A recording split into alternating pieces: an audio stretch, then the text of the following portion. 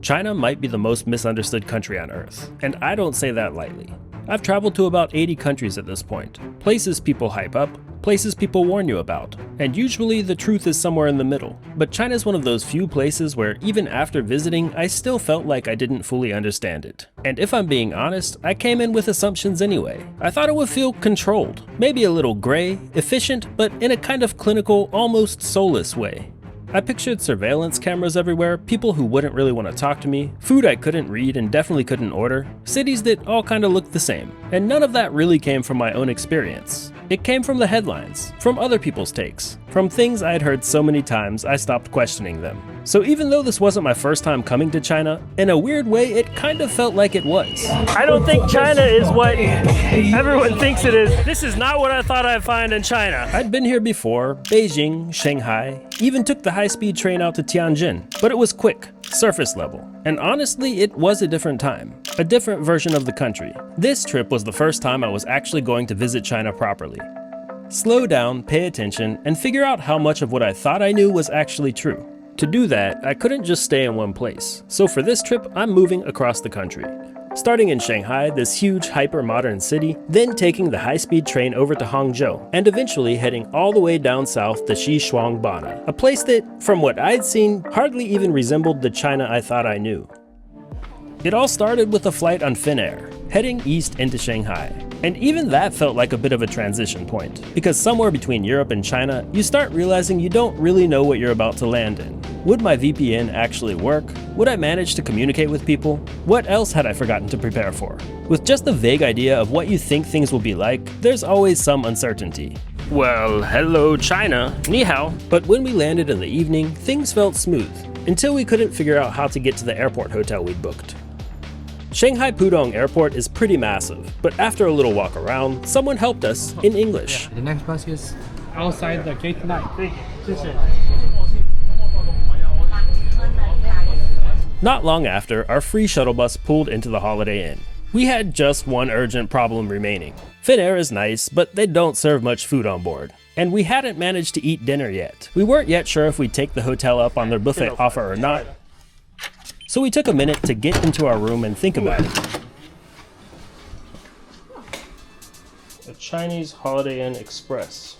The hotel room is functional and comfortable. After a 12-hour flight, that's what you want. And quickly realizing there were no restaurants or big stores anywhere nearby, we headed back down to the lobby to buy some restaurant vouchers. I thought I was gonna take a ride in the elevator with someone else, but then this thing just stopped on the 3rd floor and this guy came in. 1005. It's free for you, you don't need to pay. Oh. Complimentary. Oh man, thank you so much. It's okay, unless you want us to come with you.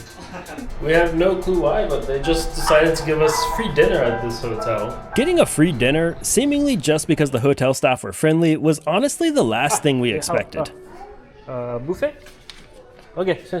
There's all kinds of food here, noodles. Oh, some chicken. I mean, after a 12-hour flight, they just had me free dinner. But the rest of the food tastes just like P.F. Chang's. But the next morning was when this trip really started. First, we had to take the shuttle back to the airport to connect to the city's transit network. From there, getting into the center of Shanghai is actually pretty easy, but I wanted to do it in a very specific way. You can see there it says Metro, and then to the right of Metro, Maglev. This is my first time ever taking a Maglev train, so I'm kind of excited about it. Have you ever taken a Maglev train before? And if you're not familiar with maglev trains, since most of the world doesn't really have them, maglev means magnetic levitation. So as explained by a simple traveler like me who's no expert in trains, a maglev train can go really, really fast, basically because it's levitating and magnetically connected to the track. Back that way there's a metro line. Here's the maglev line. Both forms of public transport here in Shanghai. Hi, can we buy a combined ticket from you? Like, so subway? Hello, Maglev and subway. Maglev subway, yeah. Yes, Maglev one way or two way? One way. Metro one day pass, 55. 55. Oh, okay.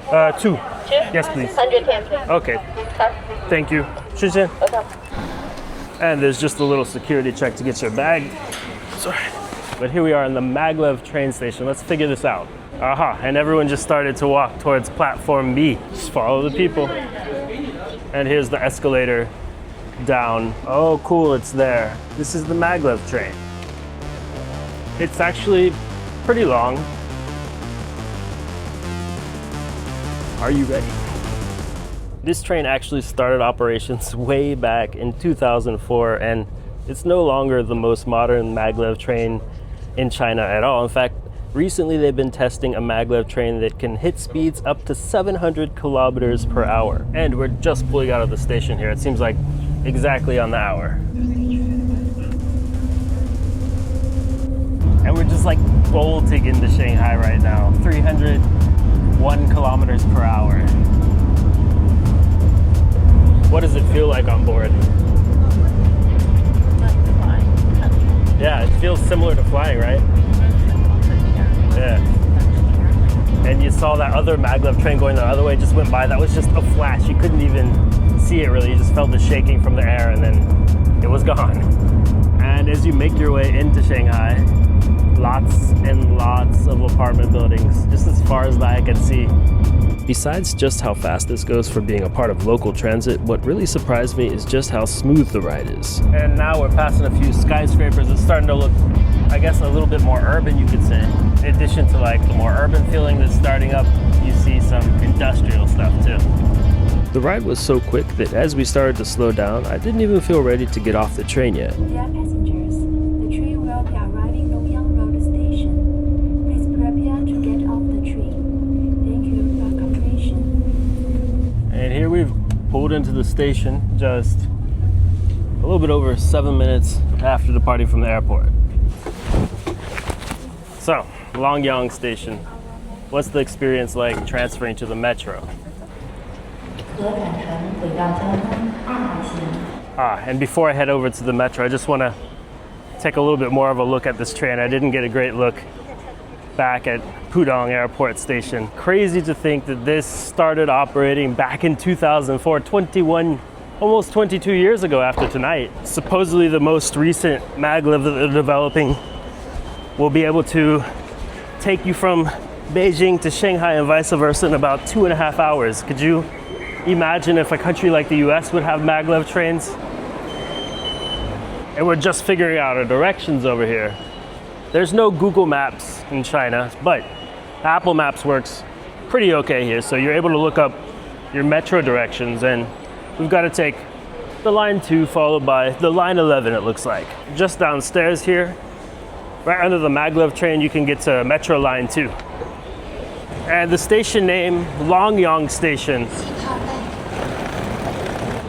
And okay, to get into the metro, it looks like you've got to go right here. Again, there's a little security check you got to go through. Funny little things. Just tap and you're in. And right away, stairs down to Metro Line 2. Are you getting hungry yet? And Ross is already hungry. Oh, when I'm in China, I think I could always eat. You know what Shanghai is really known for? Their dumplings. Their xiaolongbao. So I'm thinking we're gonna hop on this metro, get over to our hotel, drop our stuff off, and then it's gonna be xiaolongbao time.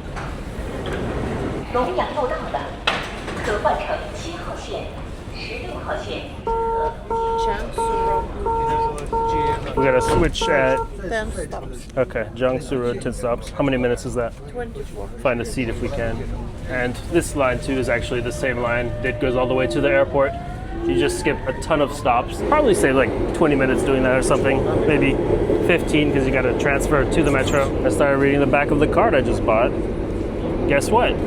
It's for 24 hours, not just for one day. So from the first minute you start using it, you get 24 hours after that, meaning I'm only in Shanghai for a little bit less than 24 hours. I can actually use this card for the whole time, and I didn't even know. That's a pretty good deal. At today's exchange rate, 55 yuan is about $8 US, just slightly less. A metro ride feels a little bit longer when you've got to stand up the whole time with your bag. You can see it's getting pretty full in the train.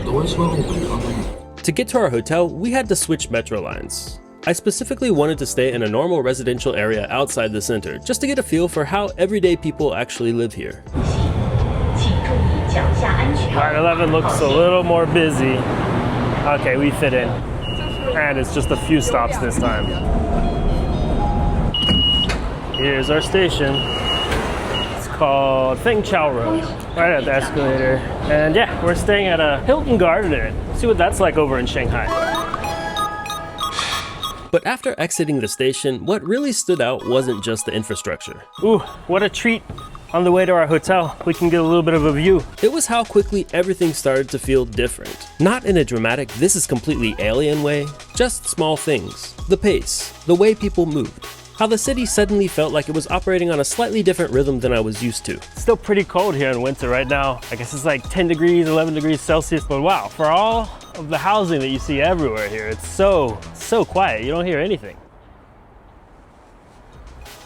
Oh my God, and this is legit the coolest location for a basketball court I think I've ever seen. And it's always clean. Whoa, they still have phone booths in China? Just taking a walk around the neighborhood, I realized something pretty quickly. I was completely underprepared for this city, and for spending a week in China. So what you're about to watch is the full trip, not just the highlights reel, the actual journey that I experienced. The whole time, I made a point of tracking one thing. How much of what I thought I knew was actually true. And I'll tell you this up front. I was wrong. Not about everything, but about enough that it changed how I see this place entirely. Not in a China is perfect kind of way. It's not.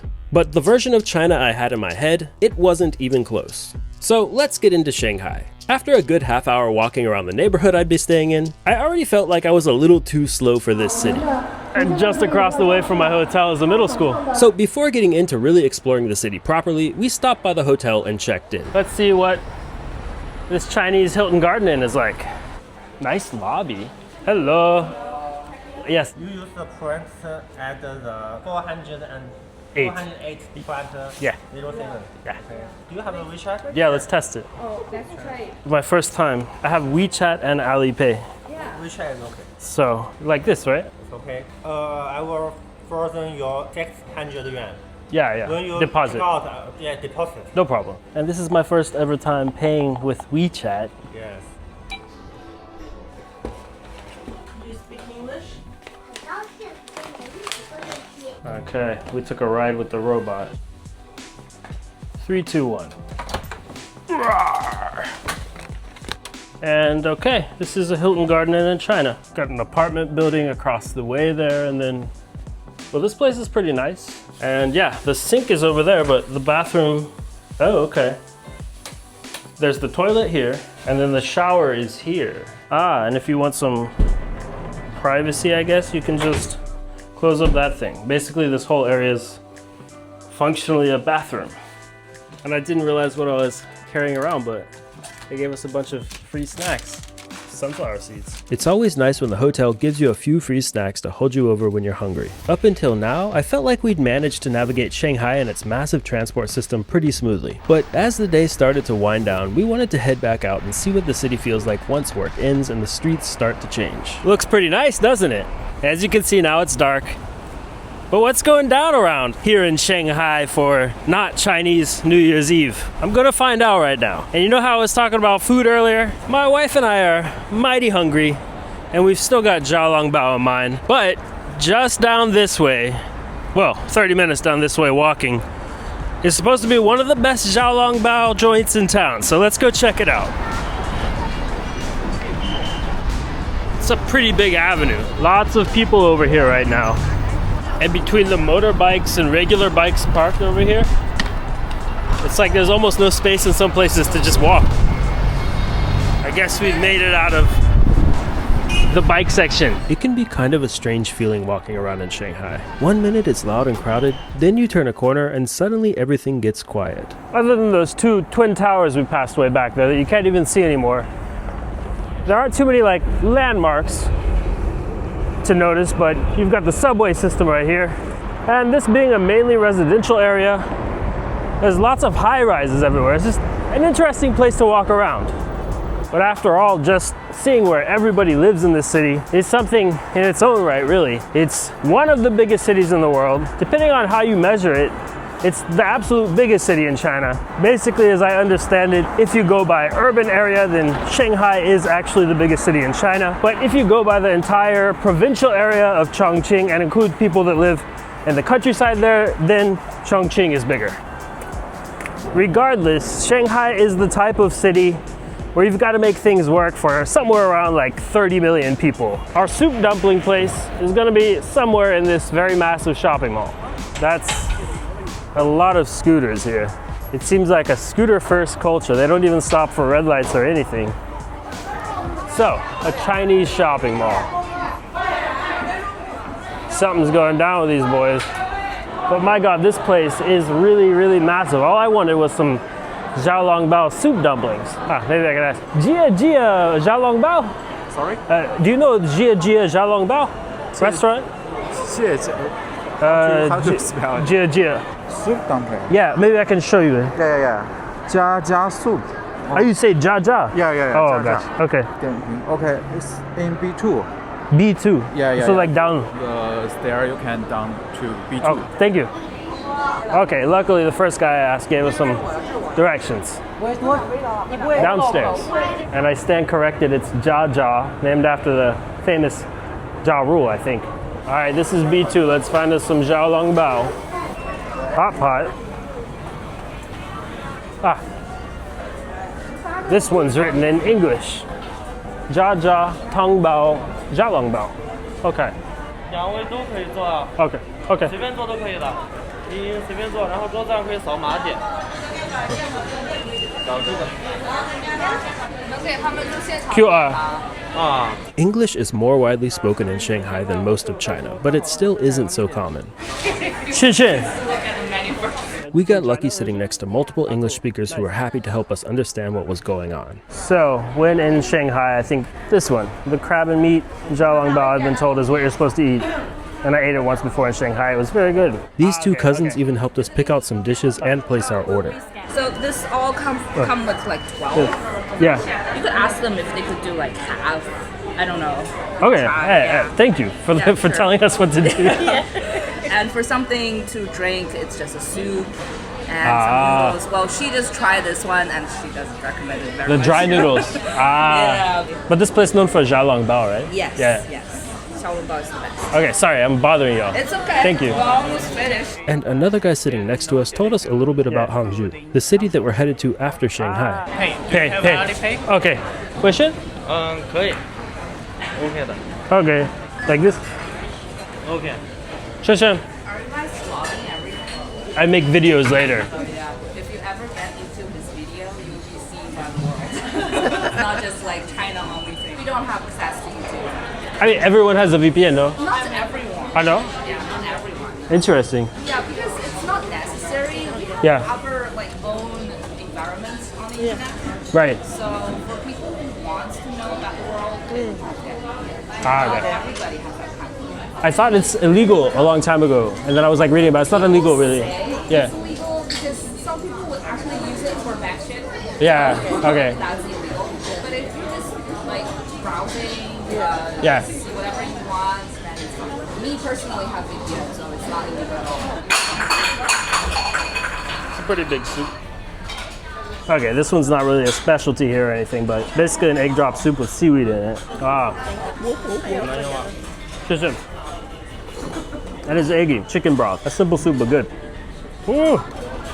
And we got a whole lot of food, you can see. The tower of dumplings. The tower of what? Dumplings. A dumpling tower. Okay, so noodles, kind of like what I think of when I think of lo mein with this crab soup. And it also comes with a little bit more of the soup I just tried. Okay. Just taste the noodles. Okay, these clearly need to be dipped. Do you usually dip it in here or you pour this in here? Pour the whole thing. Pour the whole thing? Yeah, put it on Okay. Are you both here? This is a good thing to eat, right? Yeah. Ooh, gelatinous. I had absolutely no clue what I was eating at the time, but this is actually a local and seasonal specialty in Shanghai. All right, yes. So yeah, I'm lucky. I've got a lot of locals explaining how to actually eat this right. I wouldn't know otherwise. But there's just like a bunch of crab meat in this. It's like a little bit eggy as well.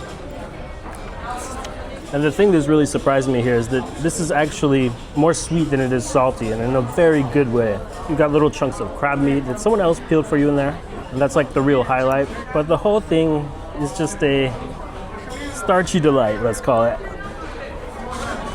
Okay, crab noodles are good, but not for what I actually came here to eat. Xiaolongbao, the soup dumplings. We got two different kinds today. These are with mushrooms and meat, You can see the soup is just bulging down in there. You just eat it all in one bite, I think. You could suck the soup out if it was a big one or something, but I'm not gonna get into all that because they're not that hot. And basically, it's a savory food, but it's not all that salty. And it's kind of fatty, at least the mushroom one, in a tasty way. And you dip it in this thing. It's like, there's some ginger in here, I guess pickled ginger, and then it's a sort of sweet vinegar sauce. Yeah, the switching of the Xishuangbanna. Oh, at least the plates are plastic, it's not that heavy. And here are the ones with crab and meat. Look at that soup shake. I'll try it without the sauce. Honestly, they also had some big ones with just crab in them.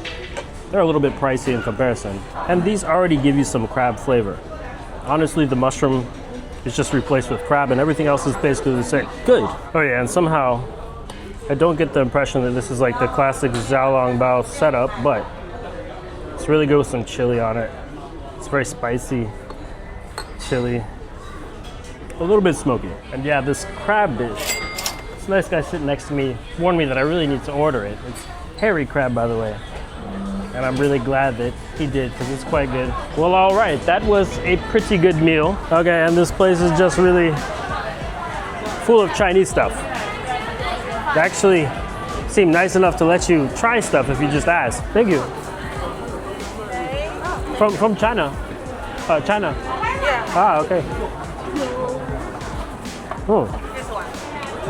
Huh. I'm really surprised. Compared to the last time I was in China, it just seems like more people are speaking English to me. I don't know. For sure, Shanghai, huge city and more international city than other large cities in China, maybe with the exception of Beijing. But just today, at least, it's been kind of extra easy to get around, knowing just a few words of Mandarin. But all right, just outside of the food court, you've got the metro station. Not 100% sure if we're gonna make it to midnight, but we'll do a little bit more exploring. Why not? The train's pretty full right now. Looks like there's a fair amount of people out right now.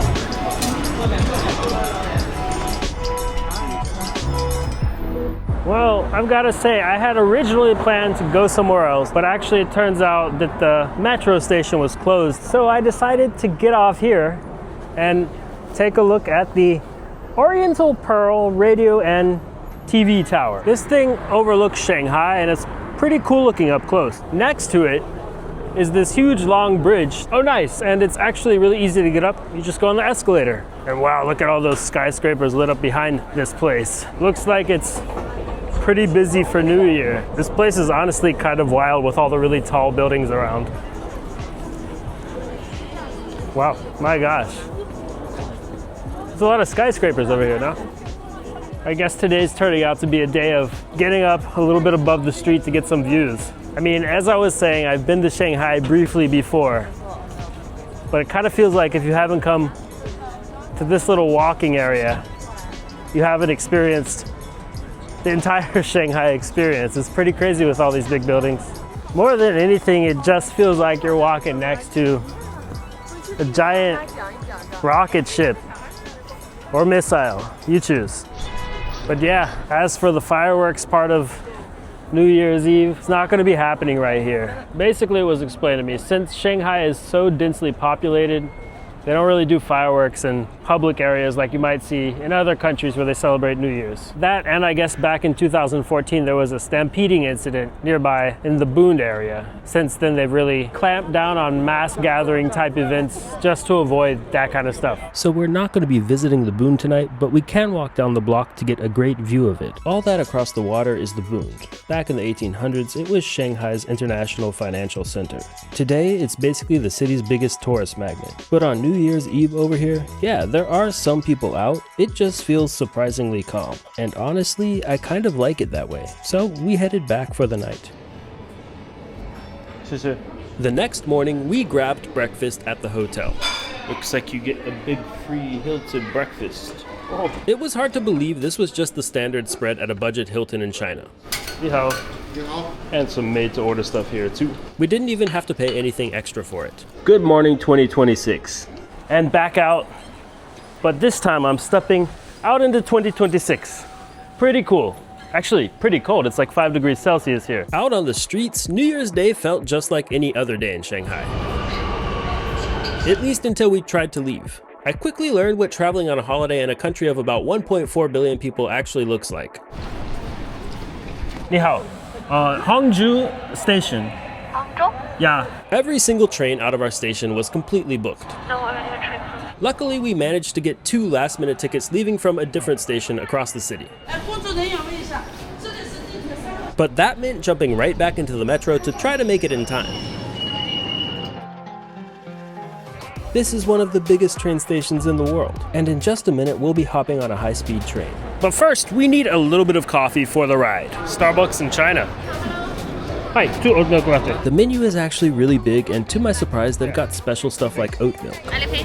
WePay? Okay, I'm too slow for China. Like most everywhere in China, the preferred method of payment is with your phone using an app like Alipay. 33 yuan per oat milk latte, so a little bit under $5, not so cheap. And this is my very first time going to a Chinese Starbucks. Someone named Awesome is getting a drink here today. But this Starbucks experience in China is kind of something else. I mean, the whole place is run kind of like a factory. There's a ton of people working here. Aha, and my oat milk latte is ready. And there's another one on the level down below us, so I guess China likes some Starbucks. So now that we've got our coffee, it's nearly time to board our high-speed train down to the city of Hangzhou. And let me just call myself out right now. I spent this entire trip completely butchering the pronunciation of the city we're headed to. It's Hangzhou, but you'll know what I mean. This train is scheduled to depart at 3 p.m. and arrive at 3:45 p.m. It looks like they open up the gates 20 minutes before departure. Board with a QR code. Oh, thank you. Passport. Oh, passport, okay. Like this. Thank you. And luckily somebody helped me so I didn't hold up the line because I did not realize that thing is a passport scanner and a ticket scanner. We're gonna be riding in coach number 10, which is just conveniently where our escalator left us. And it looks like our train's not quite full. You can see green means the seat is taken, and we're in 6A, 6B. So likely nobody's in the row in front of us, or in seat C next to us. Okay, scratch that. Red definitely means nothing to do with the seats being filled or not. So yeah, today's New Year's Day. You would think the train would be full. Looks like it is full. We've got a seatmate. And in just 6 minutes, we should be on our way. Dear passengers, the next station is Hongqiao Railway Station. Smoking is strictly forbidden on this train. Whoa, a China Southern airplane is landing at Hongqiao Airport, a very big one. You could actually fly from Shanghai to Hangzhou if you wanted, but door to door the train's usually faster. But yeah, we departed right on time, and pretty much the second we departed, a few different staff members have come through already, and they seem to be kind of double, triple, quadruple checking that all the bags aren't hanging off of the side. It's really only a 45-minute ride. There's no stops along the way, and as you can see, we're already getting up to speed. On Chinese high-speed trains like this, they generally have first class and business class, with business class actually being better than first class. Right now, where I'm sitting is called second class officially. But for an under 1 hour journey, we figured there was really no need for any kind of luxury experience on this train. Oh yeah, and the 45-minute ride only cost me about something like $11 US, 87 Chinese yuan. You usually get the cheapest prices by going directly to the train station, but you've also got websites and apps like 12306 and Trip.com to get tickets digitally. And as we roll out through the outskirts of Shanghai, it's basically like housing complex after housing complex, little tiny park after little tiny park, and factory after factory.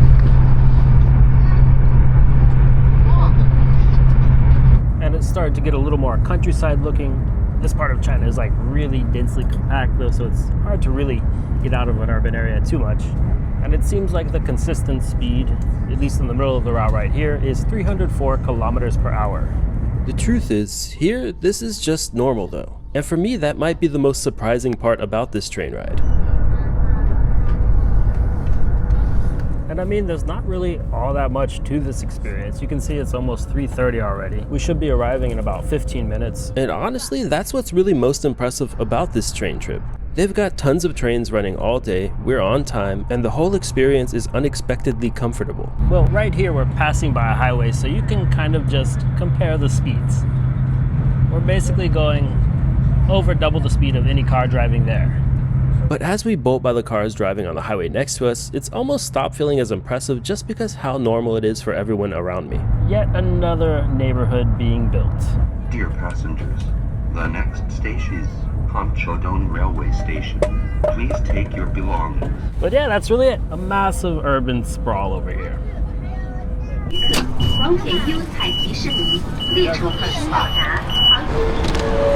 The station's definitely pretty big. Wow. It's just like a huge mass of people. I mean, where I'm from in the US, where I live in Germany, we just don't have this kind of thing really. So many people. But what can I say? That high-speed train I just took was pretty impressive. 45 minutes, about 200 kilometers, and in all honesty, quite comfortable. Looks like some kind of document check to get out of the station as well. Let me out. Okay, some kind of special verification area. So, Hangzhou, cold city with warm people or just a cold city? Let's find out. But like Hongqiao station, Hangzhou station is also very massive. This is actually Hangzhou East Station. And just a short walk away is the hotel we're going to be spending a night at. And it's not just cold here, it's kind of damp too, so I'm really feeling it. Let's get into the warmth and see what a home to suites in China is like. Check in, please. When you check into a hotel in China, they always need to look for the page with your entry stamp to enter the data into their system. Breakfast top floor from 7 to 10 o'clock. 7 to 10, okay. And nice, they've got free coffee and tea for you when you check in. Coffee's not bad in China. Room number 1006. Whoa, when you enter the room, the blinds automatically open for you after all the lights turn on. That's kind of advanced China. And a little bit of a modern view over here. But I've got to say, China is really surprising me with their Hilton hotels. I mean, I've stayed at plenty of mid-tier Hilton hotels in the US and in Europe, and neither one of them were nearly this nice seeming. I don't know, just look at this shelf, for example. It's like nicely curated. And the whole place just feels very clean. Plus, the bathroom is super sleek. Kind of reminds me of something I've found in nicer hotels in Japan. It's just got a shower, but it's a big one. But it's really this toilet that caught my attention. Yeah, it's kind of like a Japanese toilet. I don't know if Komai is a Japanese company, but it's the same idea as you'd see with one of those Toto toilets over in Japan. And one night at this hotel cost 589 yuan, which is something like 84 US dollars. Not the cheapest of cheap Hilton stays I've had, but a pretty solid deal. Let's see what they've got out in the area for dinner. Hangzhou might be a massive modern city, but I quickly learned that the real character of a place here is often found in the smallest, most unassuming neighborhood spots. So, super hungry. I just went to the first random restaurant I found. I didn't look in Dianping or anything. That's the review app over here in China. But it's called Bamboo Chicken. Taking a chance, but hopefully it's gonna be good food. I guess it's something that happened since COVID a little bit, but they really want you to order with a QR code menu. But the thing is, sometimes if you've got WeChat and you're not from China or you don't have it set up correctly, I guess, their menus don't load. Luckily, I found a paper menu. Okay.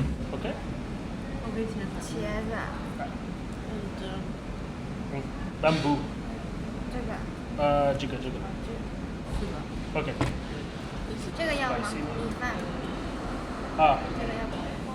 After taking a second look at us, they pulled out a translation app to verify if we actually wanted our food spicy. Yes, but just a little bit. Okay, and I mean, most Chinese restaurants have pictures of most of their food, so it was kind of easy to order. And it all starts with some stir-fried eggplant. It's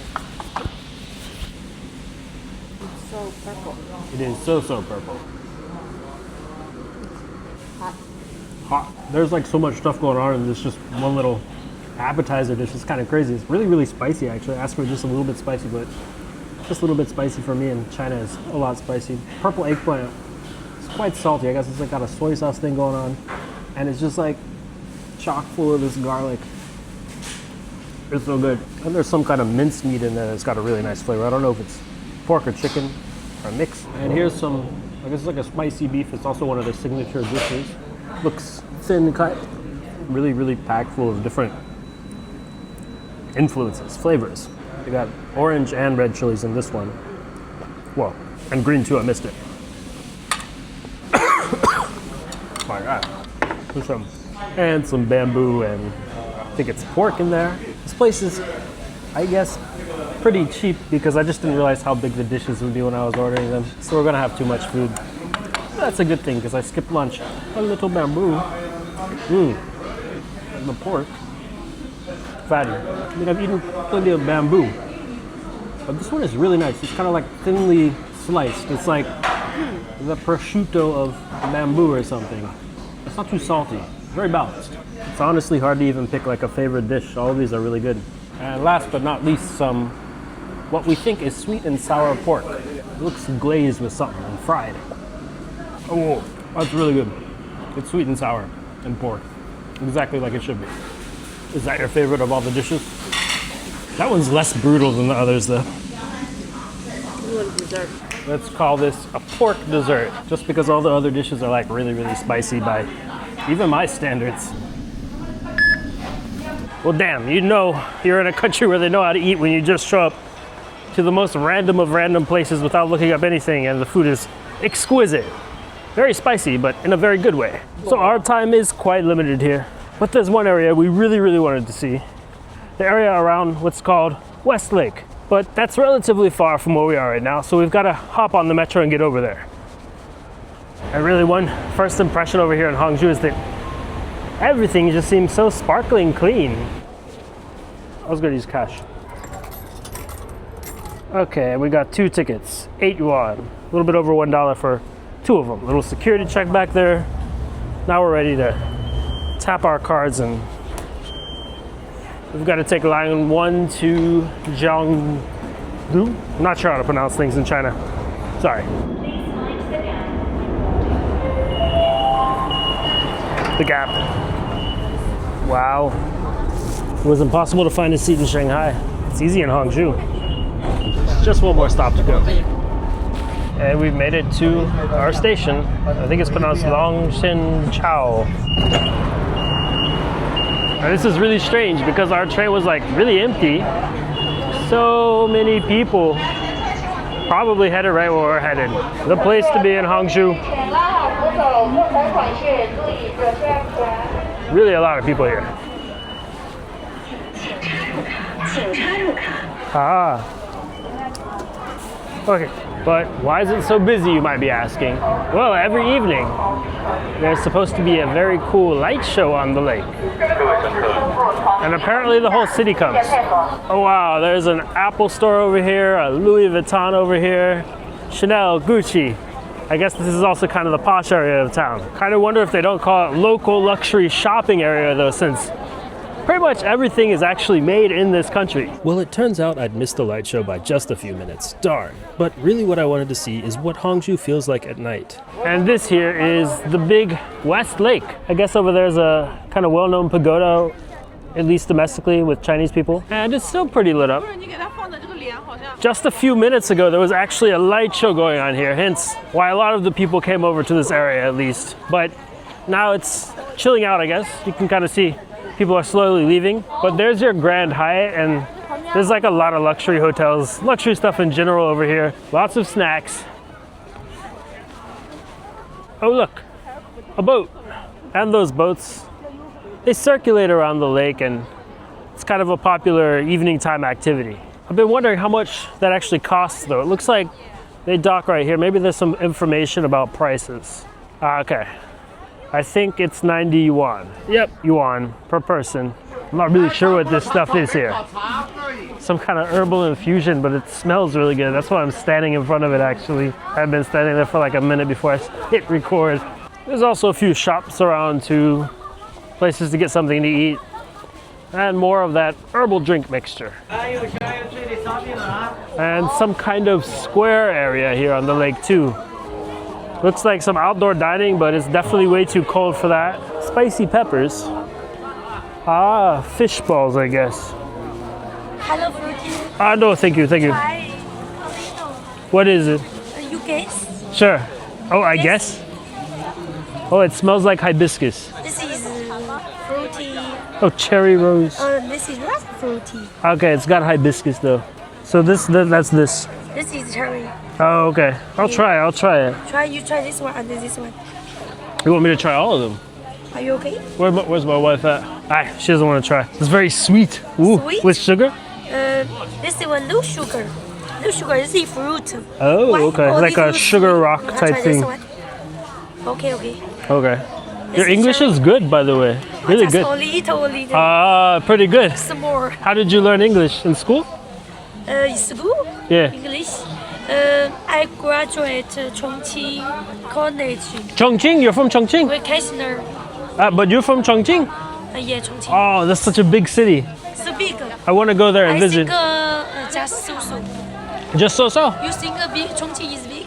Yeah. Do you like hot pot? Huh? Hot pot? Chongqing hot pot. Hot pot. Hot pot. Hot, spicy. Oh, hot pot. Yeah. Hot pot. Hot pot. Yeah. I think a little spicy. I like sticky tofu. And sticky hot tofu. pot. Everything. Pot. What's your name? Xiangwei. Xiangwei. I'm David. You know this name? David. Very good. Very good. Okay. Take care. There's some kind of karaoke type event going on here. There's a fair amount of statues around the lake too, I guess representing different aspects of Chinese culture or things to do with Chinese history, other stuff like that. And I nearly forgot to mention this part. Westlake is actually considered a national park. I don't know. Westlake just does kind of feel like a special place. It was cool to visit. The next morning, Hangzhou felt a little different. The hotel does a solid free breakfast buffet. So even though I was only going to the airport, I loaded up like I was about to run a marathon. Some days it's a little polluted here in China. Yesterday it wasn't, but today it is. It's just about somewhere around 150 on the AQI measurement system today. But with the mask, it's really quite tolerable. But at least they have a nice escalator to this. Take us up a story to go over to this massive, huge train station where we're just gonna take a metro. I literally don't think there's a train station bigger than this anywhere in Europe, honestly. Probably not in the US either. This isn't even one of the bigger Chinese cities. Shanghai and Hangzhou were impressive, but I wanted to see what happens when you push to the absolute edges of the map. China is almost the exact same size as the US, which means there is a whole lot more to see here. The metro goes straight to the airport in 20 minutes from the middle of the city. So we headed to the airport to catch a flight all the way down south, right near the borders of Laos and Myanmar. Hangzhou Airport. Terminal 2/3. China Eastern? China Eastern. China Eastern check-in. G5. Thank you. Good morning. We're flying to Xishuangbanna. Xishuangbanna. Yeah. Don't have light and Okay, 44B, right? Okay, perfect. 谢谢. That check-in was pretty easy. Let's get through security. Airport security in China is no joke. With all the electronics in my bag, I ended up getting some extra screening. Once I was through, I still had about an hour to spare before boarding. Just enough time to try out my first Chinese airport lounge.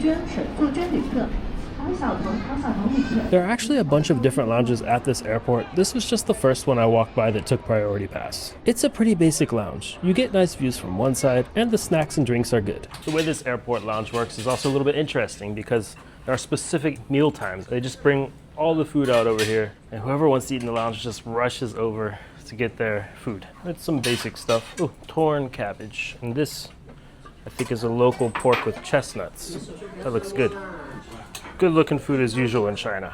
But it's kind of crazy, just in this airport lounge, the only thing I've ever really seen before is like, well, basically the rice and the fruit and tomatoes. In all honesty, the food at this airport lounge really exceeded my expectations. I know they only have strict meal times, so it's not like you can just come eat anytime at your convenience, but the quality is just good. But our flight should be boarding soon, and it's just over here at gate B19. And ain't it strange how the colonel's just overlooking everything here? Well, whatever. Our gate's down here. And yeah, it's 12 right now. I think boarding is supposed to start at about 12:10. Not really sure how that goes in China, if they actually start boarding right on time or what, or if maybe they're like Japan and they just board like 10 minutes before departure and somehow depart on time. And it sounds and kind of feels and looks like they're about to start boarding. 你好.谢谢. And kind of a cool airport. I'm actually here for a handful of reasons. I thought Hangzhou would be an interesting city to check out, which it was. But it was also cheaper to fly from here than from any other airports in Shanghai. Hi, how are you? Fine, thank you. Good. Hello. Hi, ni hao. Sorry. Hi, thank you. And we are towards the back of the aircraft. This is definitely a 737-700, very, very old, but it kind of looks like the seats are from that era where seats were just a little bit more comfy sometimes. You are permitted to use power banks or unlimited battery power sources according to the CAA's regulations. Ladies and gentlemen, we are ready for takeoff.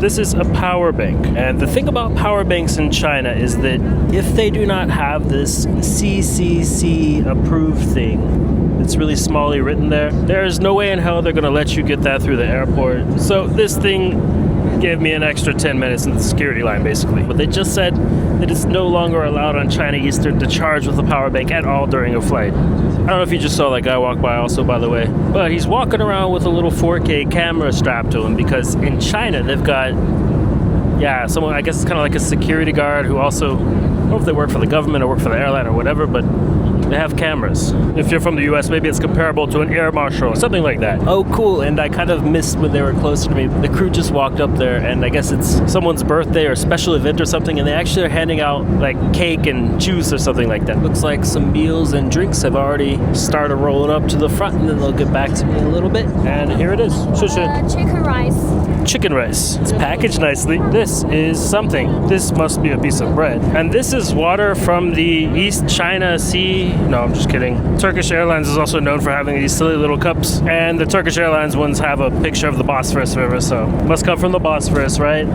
Wet wipe, a spork, and a toothpick for after. That right there is what some chicken rice looks like after being microwaved, and it's really hot. I'm gonna put it down now. That's how it looks. My wife reports that it's quite salty. Little trees. And yeah, I guess I can see that it's kind of minimal amounts of chicken, but there's a lot of bamboo and mushrooms in there too. Honestly, it's pretty good. I don't find it like that salty, but my wife seemed to have a little bit more sauce on it than mine. I don't know. They're not evenly distributing the sauces, maybe. It's like crazy amount of greenhouses for growing stuff, like miles and miles. And the light meal they serve was pretty nice, but I've also got a little Sichuan pepper snack. I'm about to get my mouth numbed up for landing. Those little peppercorn looking things there. They're a little bit spicy, kind of like florally or something, but they also make your mouth numb. It's a wonderful sensation. So we're getting through our descent right now, and I can't feel my mouth, not at all. I think it's still a good idea to eat those peppers on the plane. It's kind of like a fun experience, but I don't know if I'd recommend it to just anyone. Am I even talking? I can't feel my tongue moving. Chinese peppers.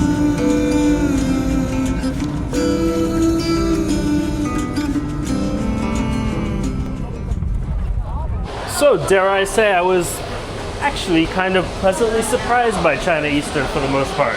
I guess you could say there's a few cultural things to maybe keep in mind when flying in China, but it's kind of nice. Kind of similar to the US, to be honest, except they actually feed you on the airplane. So we'd come all the way from the skyscrapers of Shanghai and Hangzhou, but what I found in the Deep South changed everything. The second we left the airport, it felt almost like a different country. The air went from cool, dry winter to hot, sticky humidity. Didi, okay. 你好. And this is our first ever time basically in a Chinese taxi. It's a Didi. It's like the Chinese Uber or Bolt. And as our taxi took us into the city, the whole pace of the place just felt completely different from where we'd been a few hours before. I can already say for sure it looks, smells, and just feels a little bit different than the other places I've been in China. So straight from our arrival to the airport to our hotel. We had made it to our hotel. Here we are, home to Suites by Hilton. Hello, ni hao. Check in, please. Okay. Two bottles for you. Oh, thank you. You need. Okay, we'll drink it. We'll drink it. Every hotel has a friend. This place looks very nice. Ni hao. Ni hao. So this is the upgraded deluxe room, as they said. Cool. We actually stayed at one of these hotels just last night. We've been Running around Chinese cities, changing hotels very fast, but now we've actually got 3 days here. Funny thing about it though is this hotel room looks pretty much the same as our standard room that we had at the same type of Hilton brand yesterday, except it's got a really cool view that we didn't have over in the city of Hangzhou, just because it's a massive, heavily populated city with lots of tall buildings and stuff, and no tropical palm trees or mountains or temple-looking stuff. And as you might have noticed, the writing on this soda bottle, well, it doesn't look Chinese, that's for sure. I think it's like Thai language. I think that's the kind of alphabet it's using. Anyway, the Dai people who live over here, they have their own language. It's not a dialect of Chinese, it's another language, and I guess people do speak Mandarin as well, but that must be why it's written in that language on this bottle. Tastes good to me. Even the exact same hotel chain down here seemed to feel a little different. The strict efficiency of the north was replaced with something much more laid back. But once we were settled, to get our bearings, we started with the most ordinary place we could find, a local park. But even here, I quickly realized that ordinary in this part of China was going to look very different than anything I'd found further north. Watch out for snakes and bugs. Looks like someone's doing some traditional singing in the smoking area. 你好.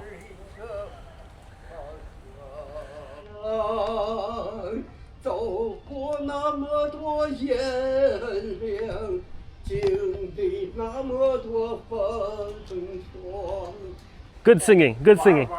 谢谢. And then it got weirder. I gotta get closer to this thing. What in the hell is this? Back in the days when I was a teenager, before I had a phone and before I had a giant boombox. Okay, you can go on top of it. This is honestly the strangest thing. I can definitely say that I've stood on top of the world's biggest boombox now though.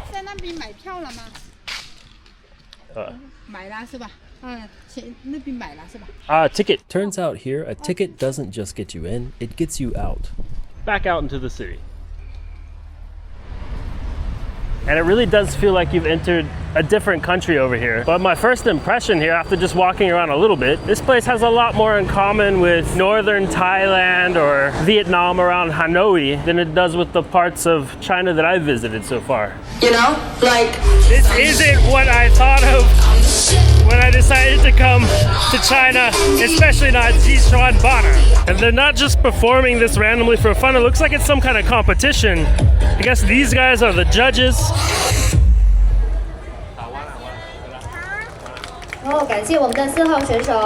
And I don't know at one point in the competition I'm making it over here, but it looks like a crowd continues to form. What is this?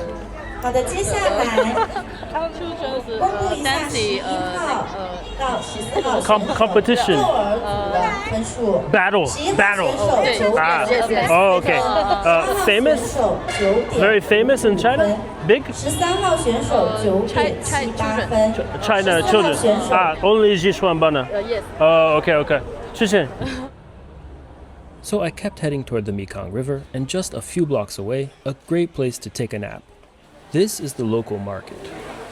And I guess if you catch the chicken, you get a free chicken meal. Hey, buddy. Okay, and seems the whole central area is like meats. And a lot of butchering going on. Open air butchering. I'm gonna be honest, that section does not smell good. I'm gonna try a different section. All kinds of seafood along the way. Frogs, tripe, and oh my. Here's the vegetables. These should smell less strongly. 你好. 你好. Okra. 来自哪里呀? Wow, okra. 哪里来? Big. 是哪里的? 你是哪里国家? 你是哪里国家? Me? 我问你. America. 美国. America. 好. China. 好. America. Oh. 好. China. Okay. 谢谢. Some peppers. 你好. Sichuan.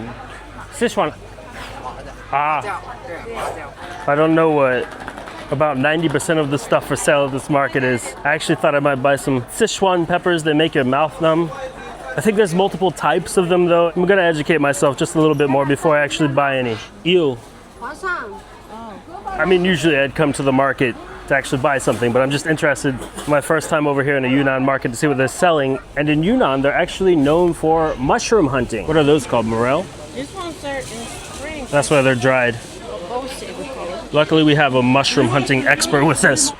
More mushrooms. Oyster mushrooms, shiitake mushrooms, some kind of tree-like in here. They sell green peanuts like everywhere in China. 你好,你好. Ah? 你在直播吗? 直播吗? Peanut. Ah. Oh, sorry, no Chinese. Bamboo, all kinds of stuff over here. And all with the buildings in the backdrop. But I guess it's kind of the lunch break time right around now. It's about maybe before 1 afternoon. Some noodles, purple noodles. Don't know what makes these noodles purple though. More mushrooms. This orange one is pretty. It looks kind of like a brain. Some river crabs or something, so freshwater. And I've tracked down a pig's nose. How does that make you feel? Try not to think about it. I guess that's some kind of preserved pork I saw back there. Open air markets are basically the heartbeat of all of Southeast Asia. But just a few blocks away, modern China is always right there, with supermarkets that often feel more modern than what I'm used to having back at home in Germany or the United States. I think I'm gonna see if I can't buy some labeled Sichuan peppers or something like that. I'm just not so confident in my market skills in Chinese yet. I'm fairly certain that if you know what you're doing at the market, it's cheaper to buy anything over there, but here everything's nicely labeled. 你好, sorry. Okay. Sichuan 纯辣椒，辣椒。那个是麻椒吧？你要面的那个水粉的，还是要这种？ But all these green peppers here, and some of the red ones too, are what I know as Sichuan peppers. I just tried one and my mouth is numb. Another thing in China they sell are blue eggs. Oh cool, free drinks while you shop. I mean, it's actually intended so that you just test out the infusions they're selling. Wait, I spilled a little bit of it. They're gonna hate me at this store. They're gonna kick me out of here. That one caught my eye because it's got the little, what are those called? The Filipino lime things. Anyway. It's nice. Good. 这个是这种。I didn't realize how nice a Chinese supermarket would be. They also have drinking water because you cannot drink tap water anywhere in this country. Very important to know if you ever do come to China. But I guess I didn't realize this is my first time in a real Chinese supermarket. I've been in like a lot of Western supermarkets, which are popular in cities like Shanghai and Beijing, but this is just a nice supermarket that sells a lot of Chinese stuff. If there's anything I've learned in the little time that I've spent in mainland China, it's that people love to eat and they've got some damn good food. A strong stomach is definitely necessary though. That smells so smoky. Okay, we got a few things. Surprisingly cheap, even at the grocery store. Okay, we check. So I continued walking towards the river. And as we're making our way over to the river over here, it seems like it's more prime real estate. A lot of high rises, but slightly fancier looking. The street I was just walking on is interesting. I thought I was on the ground. I didn't even realize I was above ground because the way they built the street, you would just never be able to tell. But I've got to cross the street, so that means getting over to that overpass.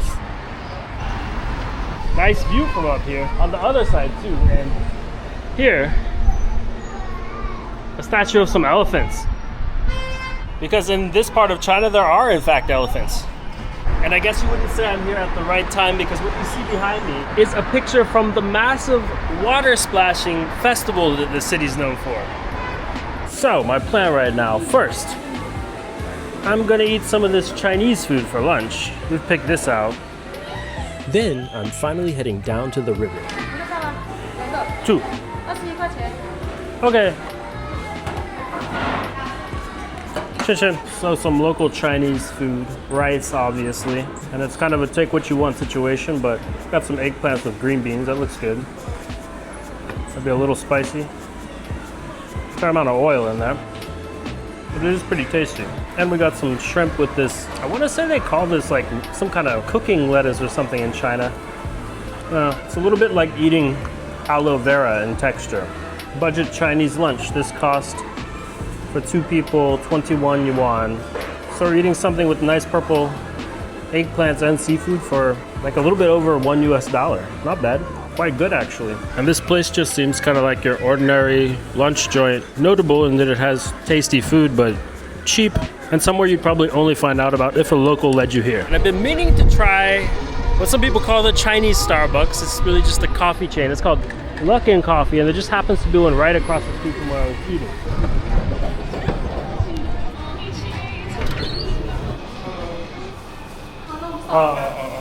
Okay. How would you like to make the payment here? WeChat. So my first Luckin Coffee. Meh, it's okay. Is it better than Starbucks? Well, that's not a very hard battle. It probably is. This is my first time in my life ever actually walking up to this river. It's the absolute longest river in Asia. It's over 2,700 miles long, or well over 4,000 kilometers. The area along the river is often called the Rice Bowl of Asia. And for everything from fishing, like you see here, to just general movement, passing through 6 different countries all the way down to the South China Sea, it's a very important waterway. Sorry, do you speak a little bit of English? A little bit. A little bit. Could I ask you, what do you call this river here? Yeah, this river is Nanchangjiang, you know. I know Mekong. Yeah, that's the Mekong way. River. This river is so important, and there are many hydrate and energy. Energy, hydroelectric. Yeah, and China is planning to build a very large dam. They want to build a dam on the river? Yeah, on the river. Other countries is like that. Yeah, if China built a dam over there. Yeah. And the whole river flow will be impacted. Right? They're not happy about it. They're not happy about it. Okay. So there are some protests about this. So it's about the geopolitical. Right now. Right now. Yeah. Very important. What do you think will happen? China government will discuss, negotiate with other countries. For example, Thailand. Yeah, Thailand. Yeah, because the Chinese government have many cooperation with them. Yeah, through this river, we could have some shipping or some other things and other cooperation. So this negotiation is not about one thing.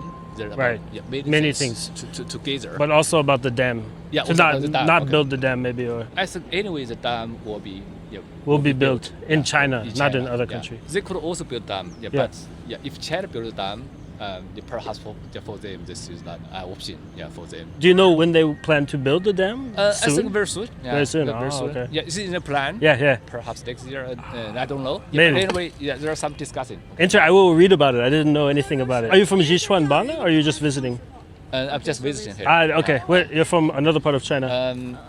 Shanghai. Shanghai. We just came from Hangzhou in Shanghai. You just came? Yeah, we just came yesterday. Yeah, where are you with from? my wife. The United States originally, America. United States, but we live in Germany. You live in Germany? Yeah. Have you visited other countries? Yeah. I visited USA and Germany. I think, you travel a lot?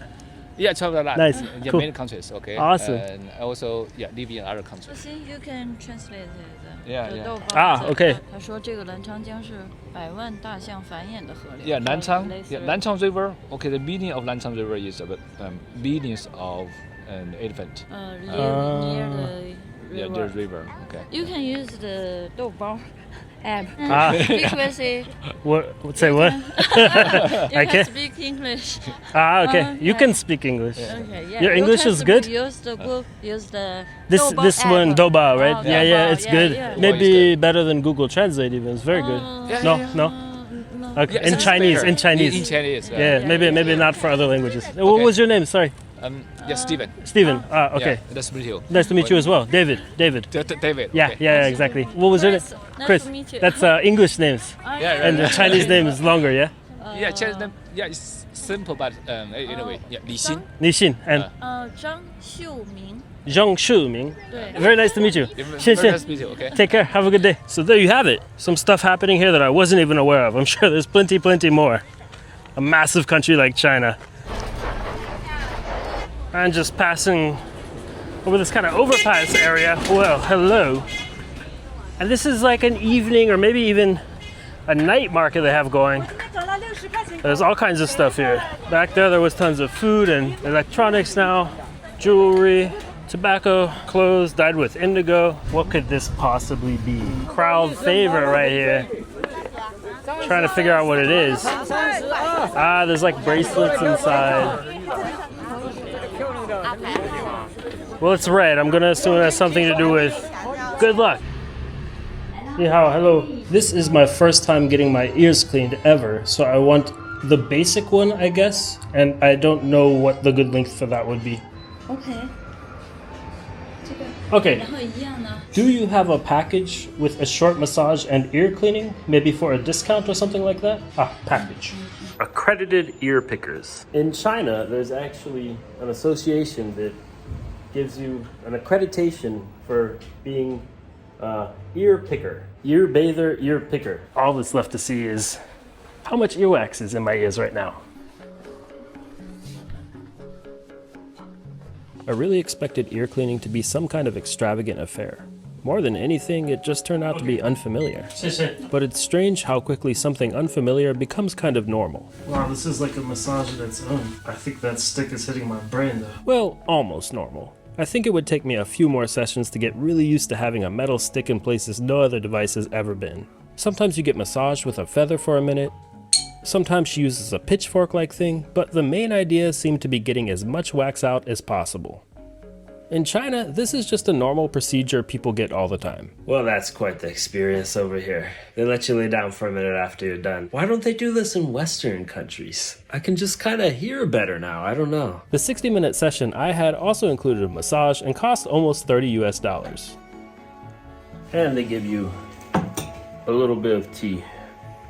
This, by the way, is pu'er tea, actually named after an area just north of here. And well, my camera just happened to die. But after my ear cleaning, I got a nice little massage. Turns out though, if you want, you can head to the park and get one much, much cheaper. And after your massage, or before, there's exercise stuff going on. I hesitate to say it's for free because I have no clue, but it's happening. And you've got your choice of exercise groups. It's not just one. This reminds me a lot of what I've seen over in the city of Hanoi in Vietnam. Behind the exercise area, there's a little lake where you can go out on the boat. Also like Hanoi. In fact, my very first time that I arrived to Southeast Asia was at about 3:30 in the morning to Hanoi, Vietnam. What were people doing? Riding around on scooters and doing exercise together. One thing's for sure, I didn't expect China to feel like this. Maybe that was a mistake, thinking China is just one thing. Fast forward to the next morning, new day, fresh battery, and a very specific mission. But first, fuel. By the way, the breakfast buffet here was pretty insane considering it's free to all guests. And you know what I need right now? I need a haircut. Look at this mess. It's pretty convenient that just across the street, there's a hairdresser. Okay, let's see. Ni hao. Luckily, a barber who was out front showed us the way in. I didn't even need to try speaking Chinese. I already knew exactly why I was there. I'm gonna look like a real mess. First, I'm gonna get my hair washed. With my hair nice and clean, I was ready to see just how close I could get to looking like an Argentinian soccer star. So my first time getting a haircut over in China. Let's see what this turns out like. I think it's gonna be good. The barber really went all in on the details. It's funny how a simple thing like getting a haircut can feel so unfamiliar when you're in a place that you don't quite understand yet. 40 minutes later, and after yet another hair wash, I thought we were done. Not quite. While Rasa kept getting her haircut next to me, I had no choice but to submit to a bit more pampering than I was used to. Okay, kind of. But anyway, the vibe of this haircuttery barbershop is not what I expected. It looks like a hipster spot, right? But there's people of all different ages, both genders coming in here. We might not be able to speak the same language very much, but they're all very nice here. But the personal highlight for me is the toilet. No, I'm just playing. But these are really the standard go-to toilet for public toilets in China. And in addition to the vodka that's sitting over here, they give you some warm water after you're done. I guess that's the thing in China, you get warm water after your haircut. So drink some warm water, or they always say it's no smoking everywhere, but they even have cool mints. Ah, okay. Okay, bye. But I just didn't have the heart to tell them that my haircut looks nothing like the picture I showed them. Still a nice haircut. My wife's looks much better than mine though. I didn't have any expectations. It's like a you get what you get scenario over there, but Nice vibes. A good first Chinese haircut. Why not? And the really cool part about it all is that each of us paid 40 yuan, which is equivalent to like just over $5 US or a little bit under 5 euros. Spending the day in Xishuangbanna wasn't the plan. We were actually supposed to leave the city. But after spending some time here the day before, we were so impressed that staying a bit longer just made sense. With the Mekong River running right through the city, crossing the busy bridge felt like the perfect way to soak in the atmosphere and see what the other side of the river had to offer. Oh wow, look! Some people are down there actually swimming in the river today. And on the other side of the river, seems like there's a combination of stuff, but these lotus-type buildings have really caught my eye since yesterday, so I want to see up close what those are about. And the dog is swimming in the river too. This bridge feels pretty high up. But yeah, in general, going a little bit further off the beaten track, what have they got on the other side of the city, on the other side of the Mekong? Well, on the walk over, one thing is already very clear to me. There's this total Southeast Asia Delta vibe with scooters, a handful of tuk-tuks, and to just put it in a little bit more context, within maybe 50 kilometers maximum you could get to Laos, a little bit further you could get to Vietnam, Thailand, and then there's also Myanmar. So we're within basically easy reach of places that probably have more similarities than many of the northern parts of China would have to this city. The bridge is packed. Tourists, locals, everyone moving somewhere. Crossing it doesn't feel like a landmark. It just feels like what you're supposed to do here. You see that sign says Port of Jinghong. Jinghong is the actual name of just the city here.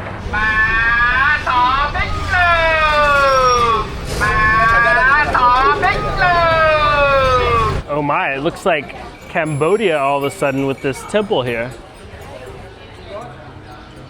Ooh, a dragon. I really gotta say, when it comes to Chinese languages, I'm no expert, but you can see over there, things are written in Dai on one side and then, I guess, Mandarin. And same thing up there with Dai language on top. There's so much gold leaf on this building. Oh, looks pretty cool. The instruments they use for ceremonies over here. And I'm not gonna walk all the way in because then I'd have to take off my shoes, and I think there's actually a little entrance fee. But you can already get the idea from out here. And this is the incense that they'd use for the ceremony. I think they'd go put it in there, and this is a kind of incense place in front of the Buddha there. Okay, let's find something to eat. Back out to the street. Seem to be a lot of skewered foods being cooked. Look, it's the Chinese red lobster. And the Mekong River from the other side. And what do you know, there's a restaurant right here, so let's give it a try. It's got a 4.4 on Dianping, and it's not quite open yet, but it's opening soon. Maybe they'll let us sit down already. Ni hao. Colorado. 5 minutes? Okay. Sure. It was going to take us a lot more than 5 minutes anyway, since we couldn't get the menu QR code to scan, and as expected, the menu was only available in Chinese. They don't have paper menus here, but luckily someone working here just gave me some kind of app with their menu in it, and now I can order from their phone. Alright. Okay? Okay. Shin. We just decided to go for the local barbecue plate. There's this sausage I've seen for sale throughout the city that seems popular. There's some chicken wings, I see that. Fried chicken, maybe something. Some fried shrimp. Pineapple. They grow a lot of pineapples in this area. I've seen them for sale on the street as well. Some squid and something that looks like a very, very fatty meat. I thought we also ordered some rice with it, but I don't see the rice. It's a bit of a sweet sausage. And the squid is honestly just a little bit tasteless. Guess I gotta dip it in one of these sauces. This one looks spicy here. Let's try that. What? And whatever this fried thing is, let's try that. I've dipped it in some kind of pepper. It's like a smashed up shrimp. Yeah, something. And well, they did have a few interesting juices. This is a persimmon juice, I guess, with milk. And that's pretty all right. That's pretty good. Tastes like a persimmon milkshake. And well, we've of course got to give the shrimp a try. It's fried, but without any kind of batter or anything. I don't know if you would just eat the shell, maybe. Yeah. Now that one's actually kind of nice. That's probably the best thing on the platter here. The shrimp taste definitely comes through, and I don't know, you can eat the shell just because of the way it's fried, like flash fried. The shell actually makes it taste even better, and it's not all getting stuck in your throat, I guess. 你好, rice? Alas, a golden rice bowl. Just walking into a random riverfront restaurant means you've got to pay though. This meal cost around 200 yuan, or about $30 US. It might sound affordable, but this was probably the most expensive meal I've ever eaten in China. So far, getting around the city as a foreigner during the day has felt pretty manageable. But as the light started to fade, I had a feeling that the city was starting to wake up. So we continued our walk, heading straight towards one of the busiest parts of town. See you in a minute. Once we got down to the Riverwalk, there was a little more going on, but it still felt like things were just getting started for the evening. Eating? You can eat this? Okay.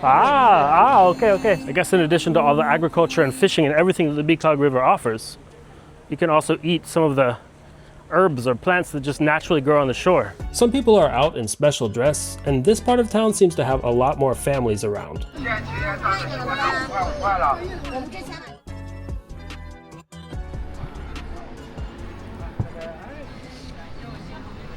Aha! And we found our Lotus buildings across the river. But what's inside? Well, I think apartments for the most part. But yeah, you can see in this building here, there's a lot of businesses, including Wild Mushroom Hot Pot. Too bad I already ate something. That actually sounds ideal. But okay, where I really wanted to go now. Oh, okay. I have no clue what just happened. It seems like you might actually normally need to pay to come in here. Nothing's available like in English or anything. I didn't even have time to use the translate app because they just saw it wasn't from China and they just kind of let Rasa and me come in. Photo? Yeah, I'll take a photo of you. I just met some nice monks. English? Okay. 3, 2, 1. Okay. Let's do this one. Okay. It's like the Disney World of night markets. Chicken feet. Well, there's lots of food. Oh, some kind of local pineapple specialty. Little baby pineapples. How's that? Any good? Very good. It's just pineapple? Yellow rice with ananas. A little bit sweet. Okay. Kommst du aus Deutschland? Ja. Toll. Aus welchem Teil von Deutschland? Norddeutschland, Hamburg. Was machst du hier? Reisen. Ich auch. Meine Frau kommt aus Beijing und Suzhou. Aus Beijing. Wir waren auch einmal in Beijing, aber vor 8 Jahren schon. Ich fühle mich hier, das ist meine zweite Heimat geworden. Ist toll, ja? Ja, vor 20, 30 Jahren. Und heute, ne, ist ein völlig anderes China. Es ist mehr offen. Die Chinesen, die können auch überall hinfahren. Das ist nicht so wie in der DDR, dass du eingesperrt warst. Chinesen, du kannst alles machen, was du willst. Du kannst überall hinfahren, wo du willst. Also was man uns oftmals so in Deutschland so erzählt über China, ne, stimmt nicht. Naja, in Asien waren wir schon viele Länder, aber China, viele Diversität, sehr gutes Essen, die Leute sind toll, weiß ich nicht. Nur dass wir noch Chinesisch lernen müssen. Ja, ich bin 65 und für mich ist es unglaublich hart, diese Sprache zu lernen. Westerners are hard to find here, so it was really interesting to get their take on China. Oh no, they've got all kinds of bugs. Eating? Okay, grasshoppers, scorpion. Tarantula. Honestly, a little bit of Thailand vibes with all these bugs. Good, no? Alright, if the Chinese people are even scared of them, I'm also scared of them then. A little bit of Texas here too in China. But yeah, the future has come. And it's a Ferris wheel that isn't set up to go Ferris wheeling on right now, I guess. Looks kind of cool though. This is Gaozhuang Night Market, one of the largest in China and Southeast Asia. It's technically a market, but it almost feels more like a small city. More food, lots more food. But with Chinese food, I don't even know where to start or end. Like, I'm just not certain that I've ever been anywhere else in the world where food is such a very deep and expansive part of the culture. Oh my god, look at how beautiful that temple is. And there's just like infinite things happening here. Sensory overload completely. How do you rate the market on a scale of 1 to 10? Overwhelming. I agree. And holy, if the rest of this market wasn't blowing my mind enough, damn.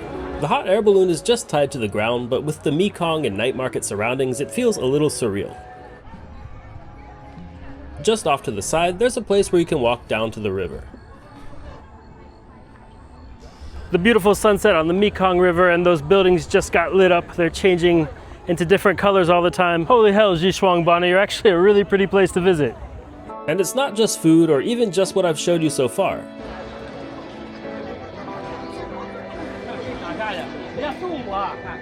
As the night kicks on, there are boat rides, bar music, vendors from other countries. You can have a good time here.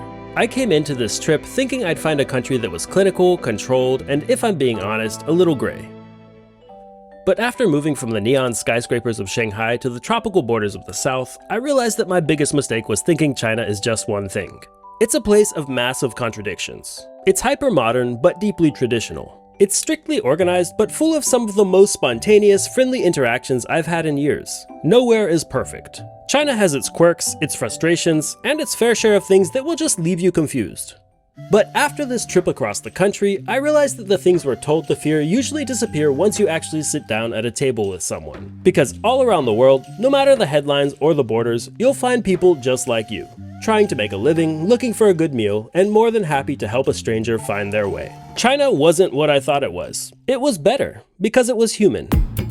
And then there's the part that surprised me the most, the cost. Throughout the video, you've seen us stay at nice hotels, zip across the country on world-class infrastructure, well, the plane was kinda old, but in a good way, and eat some of the best food of our lives. Most people would assume a trip at this level of comfort is out of reach anywhere. But when a ride on a 300km/h train costs $11, a world-class meal costs less than a coffee back home, and a nice hotel room is basically always under $100 with breakfast included, you realize that China can be one of the most affordable, high-standard destinations left on the map. After spending 7 days in the country, my average daily cost turned out to be just $39.54 per person. For the whole China trip in total, my wife and I spent $553.48. So if you're willing to embrace what can seem a little unknown, your money goes further here than almost anywhere else. And the thing is, right now you can visit China for up to 10 days without a visa using their visa-free transit program. So these days, in short, it's pretty much as easy as it's ever been to visit the country of China, at least most parts of the country. And many nationalities can now stay longer than 10 days without needing a visa at all. You can always check current policies on the official government website. But those 7 days were actually only the beginning of this trip. Because while we were standing right here on the edge of the Mekong, we knew we couldn't just stop there. We needed to see more of this part of Asia. So if you want to see what happened when we took this journey even further and crossed the border into official Southeast Asia, you can check out our entire Laos journey here. Thank you for watching, and I'll see you in the next video.